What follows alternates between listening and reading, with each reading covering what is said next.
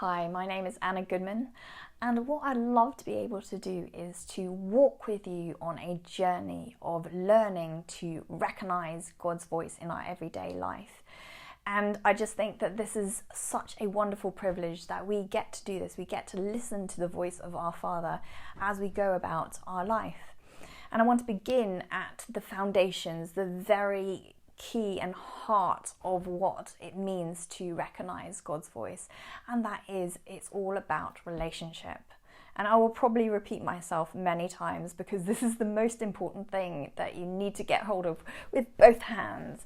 And if you do, then to be honest, you don't need to listen to anything else I say, because it will overflow and naturally happen if you just really understand that this is what it's all about. And what it's not about, therefore, is about cracking a code, deciphering, a formula, about unlocking keys and all of these fancy things that people talk about. It's a very natural thing, and it's all about learning how to live in relationship with our Father. So I'm glad that we've got that sorted. I don't know about you, but I have children. And I love my children very, very much. And I cannot imagine having my children in front of me for my entire life and not saying a word to them. You know, I love them and I want to express my love for them. I want them to ask me questions. I want to help make decisions with them. I want to be involved in every aspect of their life out of my love for them. And when I first found out that I was pregnant, I'm a researcher, I love to research, and I found out that actually even in the womb, babies can recognize the voice of their mother over any other voice. Their heart beats faster in response to their mother's voice.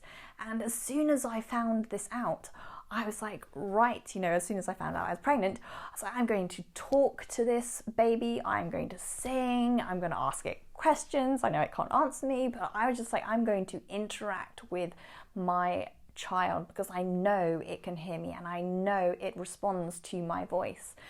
And I just think that that's such a wonderful illustration, isn't it, of God the Father, that He has been speaking to us right from the beginning because He knows that we know His voice. And I'm going to unpack that for you a little bit. So first of all, I'll take you to a passage that's in 1 John, and it says, "See what great love the Father has lavished on us, that we should be called children of God, and that is what we are."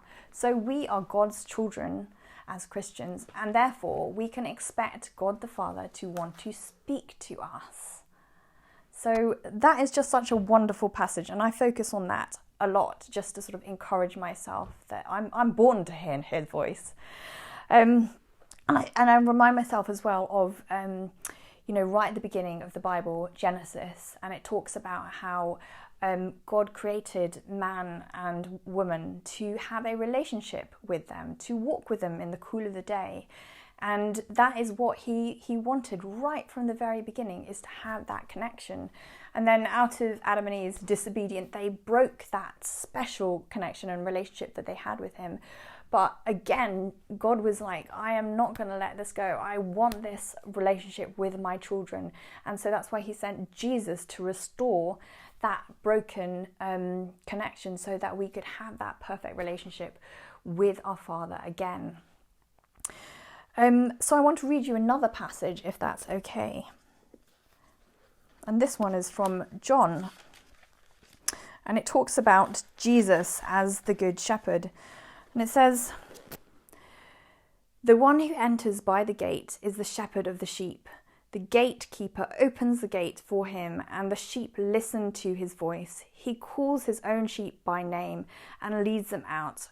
When he has brought out all his own, he goes on ahead of them, and his sheep follow him because they know his voice. But they will never follow a stranger. In fact, they will run away from him because they do not recognize a stranger's voice." And I think this is such a comforting verse for me, because it shows us that we will recognize the voice of Jesus. We will recognize His voice as different from being the voice of a stranger. So I just want you to right from the start, become confident in the fact that as God's child, you are created to hear his voice. That is part of your spiritual DNA. He wants to talk to you. So be expectant that that is what he is going to be doing. He's going to be reaching out to you. And what I want to leave you with is basically stomping on the myth that hearing God's voice is for the super spiritual people, or the special ones, because that is not the case. It is for all of us, all of his children. We get to hear his voice.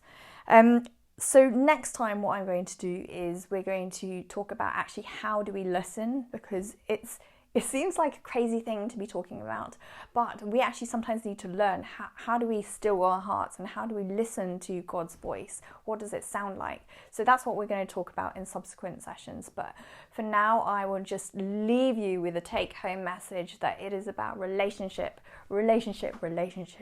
and really try and spend some time now just bearing that in your heart. And I don't know what your earthly parents are like, but just know that God is good. So when you hear God's voice, it's going to sound like a voice of a good father. He is a loving father, and he's the one who is wanting to speak to you, and he's wanted to do that right from the beginning, and he has been doing that right from the start.